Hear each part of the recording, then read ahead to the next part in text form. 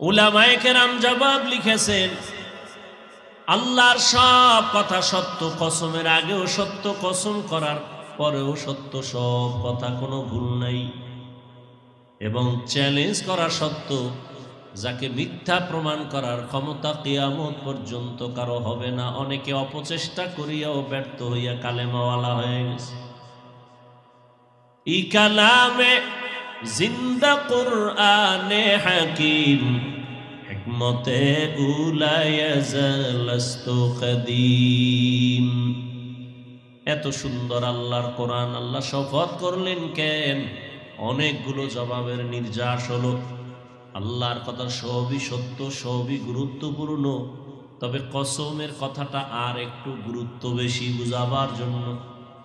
2 number কথা হলো, আল্লাহ যেই জিনিসের উপরে শপথ করেছেন ওই জিনিসটা বড় মূল্যবান সম্পদ, এটাও বুঝাবার জন্য। যেমন আসমানের কসম করেছেন, আসমান বড় দামি একটা সম্পদ, বুঝাবার জন্য। জমিনের কসম করেছেন, জমিন একটা অমূল্য সম্পদ, বুঝাবার জন্য। 3-এর কসম করেছেন, 3 একটা দামি আল্লাহর বানানো ফল, এটা বুঝাবার জন্য। জৈতুন একটা দামি জিনিস, আল্লাহ বুঝাবার জন্য শপথ করেছেন।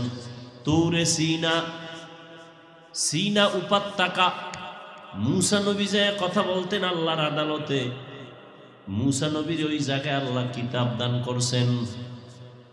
ওই জায়গাটা বড় দামি, এতটাই দামি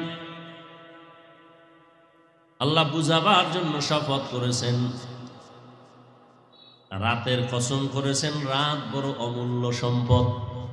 অন্ধকারের কসম করেছেন, অন্ধকার বড় দামি একটা সম্পদ। দিনের কসম, দিন একটা অমূল্য সম্পদ। দিনের আলো একটা অমূল্য সম্পদ। দিন আছে, আলো নাই, মানুষ বেকার হয়ে কাঁদে। রাত যদি হয়, অন্ধকার না থাকে, এই রাত কেউ চায় না। হাজারো ঘুমের বাহানা করবে, ঘুম আসবে না। রাত বড় জমিনে মানুষের জন্য, সব মানুষের জন্য, সব মানুষের। রাতের আধারের এতটা দাম, রাত্র যত গভীর হয় মানুষের ঘুমের মধ্যে তত মজা বাড়ে। নীরব হয়ে যায়, গাছের পাখিরাও ঘুমায়, জমিন ঘুমায়, আসমান ঘুমায়, নদীর মাছ ঘুমায়, পশুরাও ঘুমায়, পাখিরাও ঘুমায়। মানুষ যখন রাতের বেলা গভীর অন্ধকারে গভীর ঘুমে চলে যায়, সারা দুনিয়ার চিকিৎসা বিজ্ঞানীরা বলে রাতের ঘুম প্রত্যেকটা মানুষের শরীরকে সুস্থ রাখার জন্য এক মহা ফ্রি ঔষধের নাম। একটা মানুষ 2 দিন না ঘুমাইলে পাগল হয়ে যাবে, চেহারাও ঠিক থাকবো না, খানা দানা ঠিক নেই, খালি বাথরুমে হইয়া থাকবে, তাহলে একটা ঘুম হয় নাই টাইম মতো, বেউস। বউরও চেনে না, মায়েরও চেনে না, মাইয়ে হোলা চেনে না, দোকানদারি সব আউলা চলা, মানে জিন্দিগিটা বরবাদ হয়ে গেছে। 3 দিনের ঘুম নাই। ঘুম এক অমূল্য সম্পদ। وَجَعَلْنَا اللَّيْلَ لِبَاسًا وَجَعَلْنَا النَّهَارَ مَعَاشًا। রাতের ঘুম শরীরের মহা ঔষধ। তুমি হাজারো পর্দা লাগাইয়া সূর্যের আলোতে যদি তুমি ঘরের মধ্যে ঘুমাও, রাতের 1 ঘন্টা ঘুমের মজা আর বরকত দিনের 10 ঘন্টায়ও মিলবে না। রাতের ঘুম শরীরের ঔষধ, কিন্তু সেই ঔষধ নষ্ট করার জন্য সারা দুনিয়ার বিধর্মীরা মুসলমানের মোবাইল দিয়া জীবনটাকে বরবাদ করে ফেলেছে। হাসতে হাসতে জীবনটা নষ্ট হবে, টেরও পাবে না। তাই হচ্ছে, রাতের ঘুম নাই, মাথা ঠিক নাই, ব্রেন মাথা গরম, চোখের পাওয়ার কম। রাতের ঘুম বন্ধ করে সারা রাত মোবাইল নিয়ে ব্যস্ত থাকার কারণে মাথা ব্যথা বেড়ে গেছে, কিডনির উপরে চাপ আসতেছে, হার্ট দুর্বল হচ্ছে, লেখাপড়া ধ্বংস হয়ে যাচ্ছে, চরিত্রের তো খবরই নেই। গর্বা সুরত আদমি ইনসা বুদে আহমদ বু জাহলো হামেক সাবুদে আদমিরা আদমিয়ত লাজমাস عود راگر بون بشد ہی زماز آدمیت لحم و شحم و پشت نیست آدمیت جز رضای دوست نیست এক রাত ঠিক মতো যদি ঘুমাইতে না পারি পরের দিন বার বয়ান করতে পারি না মাথা গরম কণ্ঠ বৈশা যায় রাতের ঘুম সুস্থতার জন্য এক মহা ঔষধ বিনা টাকার এক ঔষধ অমূল্য এক সম্পদ রাতের কসম আল্লাহ বলেন ওয়াল আসরের শফাত আসর বড় দামি একটা সম্পদের নাম বলে এটা কেমন বলে আসর একটা দামি সম্পদ শুধু আসর শব্দটা নিয়ে যদি বয়ান করি টাইম শেষ হয়ে যাবে তাহলে আসর দিয়ে আজকে বয়ান করি সামনে আর আলোচনা ইন্নাল ইনসানা লাফি খুসর দিকে আর যাব না হয়তো আসরের আলোচনা বাদ দিয়ে ওদিকে যাব নয় ওদিক বাদ দিয়ে শুধু আসর নিয়ে কথা বলবো কোনটা কোনটা দোনোটা তো রইল বাঙালি তো আসরটাও চায় ভাও চায়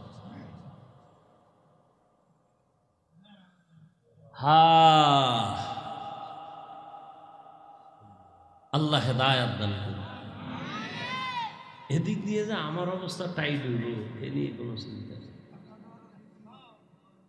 জিন্দেগি মে বন্দগি তু কর না হে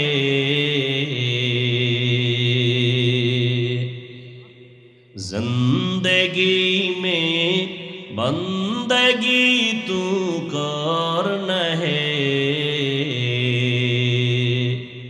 जिंदगी बे बंदगी शर्मिंदा है जिंदगी बे बंदगी शर्मिंदा है রিভাবটা দিতে পারলি না আসল মিস্ত্রি কই নাই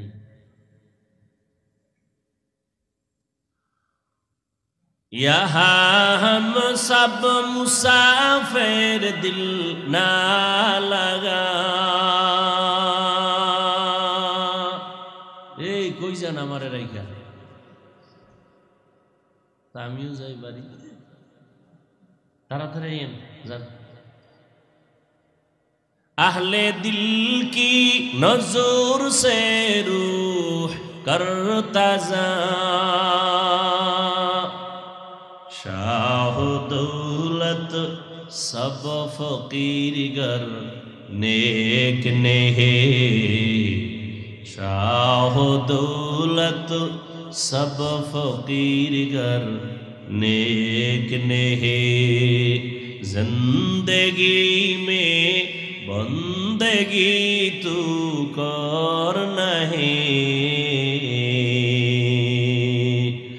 जिंदगी बे बंदगी शर्मिंदा है जिंदगी बे बंदगी शर्मिंदा है जिंदगी में बंदगी कुन बंदगी बंदगी बे जिंदगी शर्मिंदगी